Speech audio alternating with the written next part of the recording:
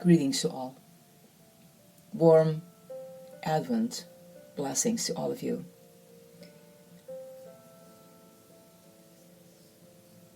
My dear sisters and brothers and my dear friends.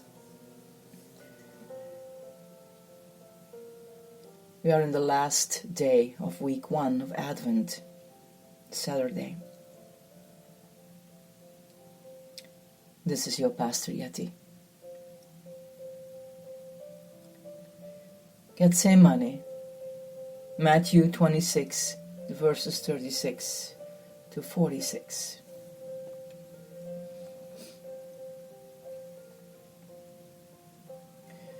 So Jesus went with them to the place called Gethsemane.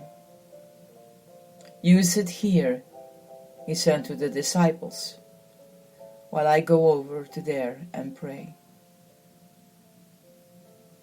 He took Peter and the 2 sons of Zebedee with him and began to be very upset and distressed.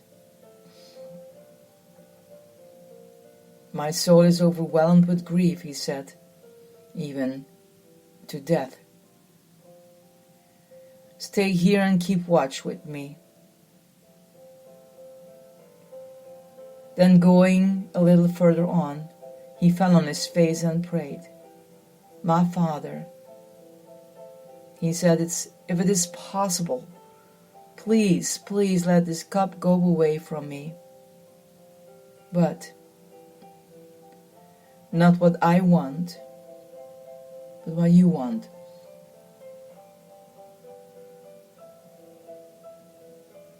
He came back to the disciples and found them asleep. So he said to Peter, "Couldn't you keep watch with me for a single hour? Watch and pray so that you don't get pulled down in the time of testing. The spirit is eager, but the body is weak." Again, for the 2nd time, he went off and said, "My Father, if it's not possible for this to pass unless I drink it, let your will be done."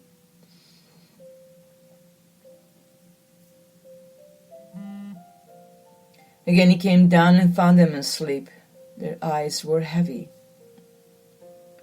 Once more he left them and went away. He prayed for the 3rd time, using the same words once again. Then he came back to the disciples. "You can sleep now," he said, "and have a good rest. Look, the time has come, and the Son of Man is giving over into the hands of wicked people. Get up, and let's be going. Look, here comes the one who's going to betray me."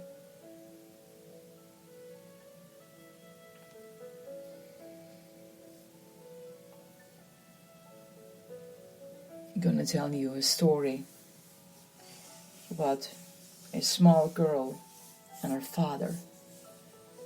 There was once a small girl who had never seen her father anything but cheerful, as long as she could remember.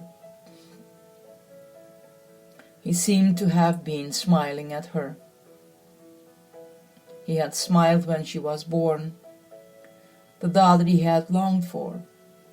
He had smiled as he held her in his arms and helped her to learn to eat and drink. He had laughed as he played with her, encouraged her with games and toys as she learned to walk, chatted brightly as he took her to school if she hurt herself. His smile and gentle kiss helped her to relax and get over it. If she was in difficulties or trouble, the shadow that would cross his face was like a small cloud, which hardly succeeded in hiding the sun. Soon the smile would come out again. The eager interest in some new project, something to distract, to move on to new worlds. And then one day it happened. To begin with, she wasn't told why. He came back home from a visit, and with a look she'd never seen before, went straight to his room. Ever afterwards, she would remember the sounds she then heard, the sounds she never thought to hear.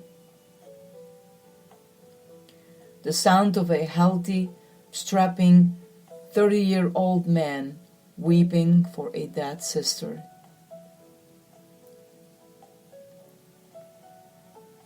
It was, of course, a necessary part of growing up. In most families, grief would have struck sooner. Looking back, she remained grateful for the years when smiles and laughter were all she could remember. But the shock of a sudden vulnerability, far more than the fact of the death of her aunt and all that it meant, were what made the deepest impression. I think Gethsemane was the equivalent moment for the disciples. Oh, Jesus had been sad at various times. He'd been frustrated with them for not understanding what he was talking about. He'd been cross with the people who were attacking him, misunderstanding him, accusing him of all sorts of ridiculous things. There had even been tension with his own family. But basically, he'd always been the strong one, always ready with another story, another sharp one-liner to turn the tables on, some probing questioner, another soaring vision of God and the kingdom. It was always they would had the problems, he would had the answers.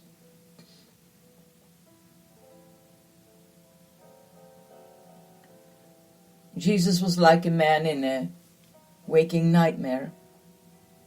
He could see, as though it was before his very eye, the cup.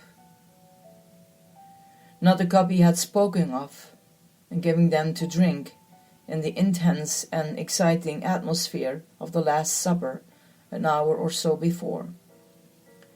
This was the cup he had mentioned to James and John, the cup the prophets had spoken of, the cup of God's wrath. He didn't want to drink it. He badly didn't want to.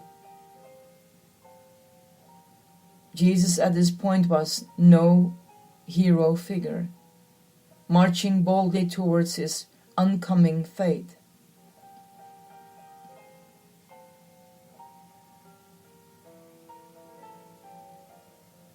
He was no Socrates, drinking the poison and telling his friends to stop crying because he was going to a much better life. He was a man, as we might say, in meltdown mode. He had looked into the darkness and seen the grinning faces of all the demons in the world looking back at him. And he begged and begged his Father not to bring him to the point of going through with it. He prayed the prayer he had taught them to pray. Don't let us be brought into the time of testing, the time of deepest trial. And the answer was no. Actually, we can see the answer being given, more subtly than that implies, as the first frantic and panicky prayer turns into the second and then the third. To begin with, a straight request: let the cup pass me by. With a sad recognition that God has the right to say no. if that's the way it has to be. Then a prayer which echoes another phrase in the Lord's Prayer. If it has to be, may your will be done. The disciples probably didn't realize that when Jesus gave them the Lord's Prayer. This much of it would be so directly relevant to him. He had to live what he thought.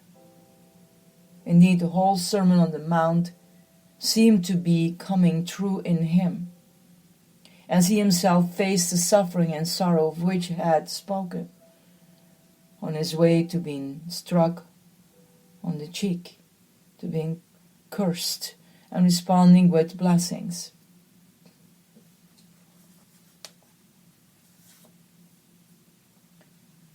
Here for the second time in the Gospel narrative, the first time being the temptation story. We see Jesus fighting in private the spiritual battle he needed to win if he was then to stand in public and speak and live and die for God's kingdom. The shocking lesson for the disciples can, of course, be turned to excellent use if we learn in our own prayer to wait with them, to keep awake and watch with Jesus. At any given moment, someone we know is facing darkness and horror, illness, death, bereavement, torture, catastrophe, loss. They ask us, perhaps silently, to stay with them, to watch and pray alongside them.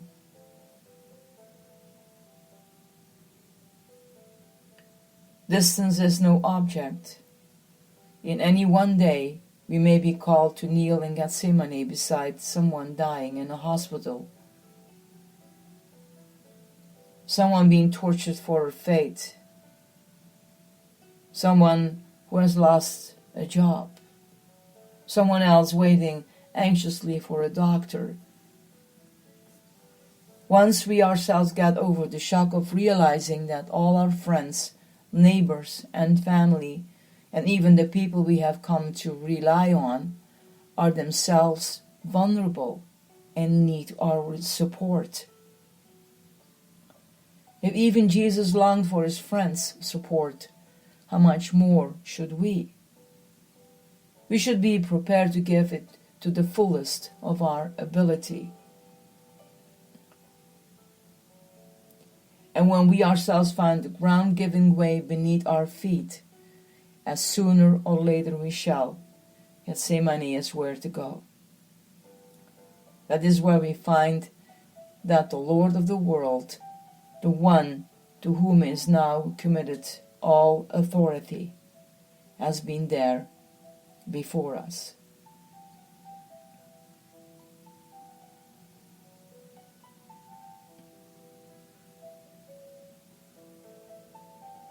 My reflection questions are these. Does this passage shed light on how you can face the darkness and horror of life? Or on how you can help others to do the same? My beautiful people, if even Jesus longed for his friends' support, how much more should we? We should be prepared to give it to the fullest of our ability.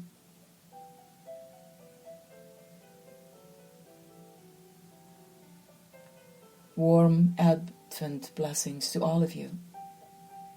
This is your Pastor Yeti.